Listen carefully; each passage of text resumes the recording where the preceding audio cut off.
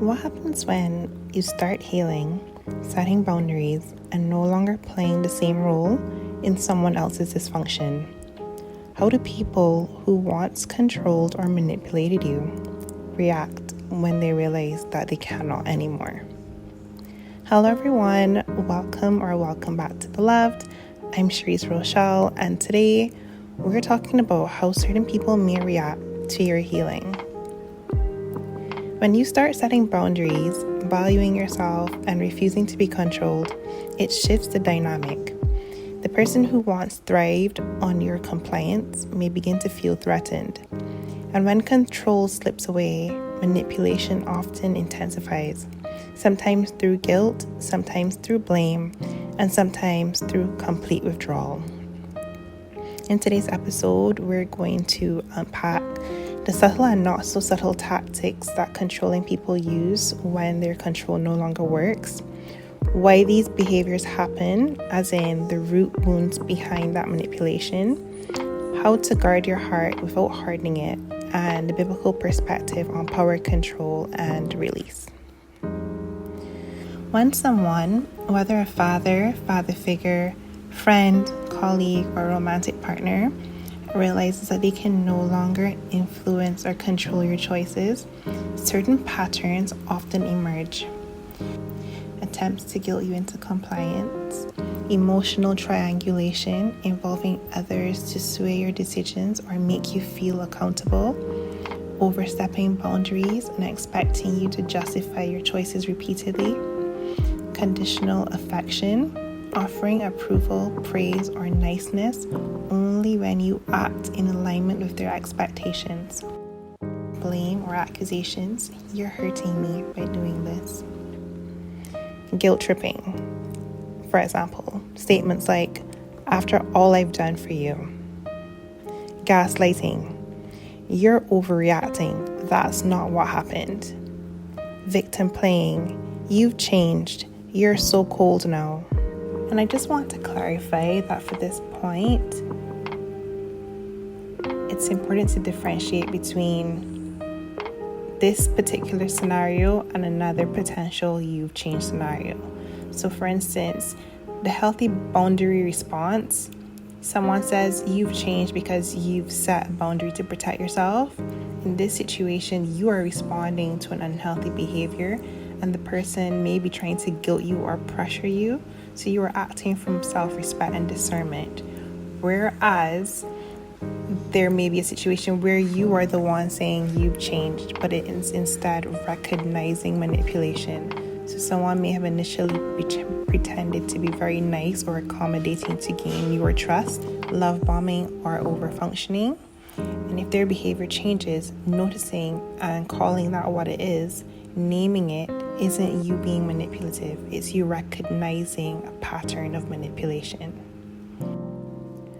Withholding affection or support, trying to punish your independence. Smear campaigns, spreading half-truths to damage your credibility. Abandonment or stonewalling, withdrawing love or contact as a form of punishment. For example, when manipulation fails, many controlling people pivot to blame or abandonment. Their silence or withdrawal is not about your worth, it's about their loss of control. These reactions are not indicators that you're doing something wrong. They're signs that you're growing. It's important to remember that these tactics may not stem from malice alone. Many people repeating these patterns carry their own father wounds or unresolved pain. Their behaviors, though manipulative, are often attempts to feel safe, seen, or valued in ways that they never experienced as children. The key for you is recognizing these dynamics early, setting boundaries, and responding from a place of wisdom rather than guilt. Healing your father wound helps you to see the difference between manipulation, which is rooted in their pain, which you do not have to fix, and your own healing responsibility, which is about protecting your peace, your choices, and your emotional well-being. Even when you empathize with their pain, you are not required to tolerate manipulation. You can remain soft and compassionate while maintaining clear boundaries. Over time, your awareness of these patterns also helps to prevent them from repeating in your relationships. Healing your own father wound equips you to identify manipulation rooted in someone else's pain, protect your peace and choices, and remain soft and compassionate without tolerating repeated harm. Why do I behave this way? What is the root wound?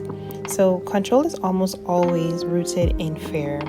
It can be fear of loss, fear of exposure, fear of inadequacy. And for many father figures, this shows up as insecurity, where they may feel threatened by your confidence or your independence. It can be shame, where they're unable to face their failures as a parent, so they project it onto you. Or it could be something like pride, where authority is being equated with worth, so your autonomy then feels like rejection. When manipulation no longer works, they may try to control the narrative instead, rewriting history, shifting blame, or portraying themselves as misunderstood victims. But beloved, remember, you are not responsible for managing someone else's discomfort with your growth. So how can you guard yourself without hardening? Healing does not mean that you have to be cold. It means learning to love with discernment. So here's how you can stand firm, but with grace. Stay grounded in truth. It helps to journal what happened so that gaslighting cannot distort your memory. Do not defend your boundaries endlessly. Boundaries are statements. They are not up for debate. Respond, do not react. Let silence be your strength when manipulation tries to provoke you. And pray for them and release them, because you can love someone and still say, I will not let you harm me. Proverbs chapter 4 verse 23 says, above all else, guard your heart, for everything that you do flows from it. Guarding does not mean building walls. It means knowing who and what has earned access. Here is a biblical perspective on control. So control is a distortion of love, and true love, the kind that comes from God, never coerces or manipulates. It invites. 2 Corinthians chapter 3 verse 17 says, where the Spirit of the Lord is, there is freedom. So when we live in God's love, we do not need to manipulate or be manipulated. Freedom, not control, becomes the defining feature of healthy connection.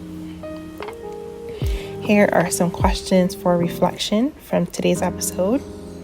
When I began setting boundaries, what changed in how others treated me? Which manipulative tactics have I encountered, and how can I respond in truth rather than fear? How can I remind myself that peace is not the same as compliance? Today's affirmation is, I am no longer available for manipulation. My peace, my growth, and my healing are sacred. I stand firm in truth, and I release the need to be understood by those committed to misunderstanding me. And we're going to close on this verse from Romans chapter 12, verse 2. Do not conform to the pattern of this world, but be transformed by the renewing of your mind. You are not who you were when control worked on you. You are being renewed, and freedom is the fruit of that renewal. Thank you so much for joining me for today's episode of Beloved. I hope that this episode spoke to you and will assist you in your healing journey. Please feel free to share it with someone who might be walking through a similar season, or someone that you believe it may be beneficial to if they're open to it. And if you would like, you can subscribe to Beloved on Substack, YouTube, or pretty much any podcasting platform, including Spotify and Apple Podcasts, for weekly reflections, journaling prompts, and healing resources.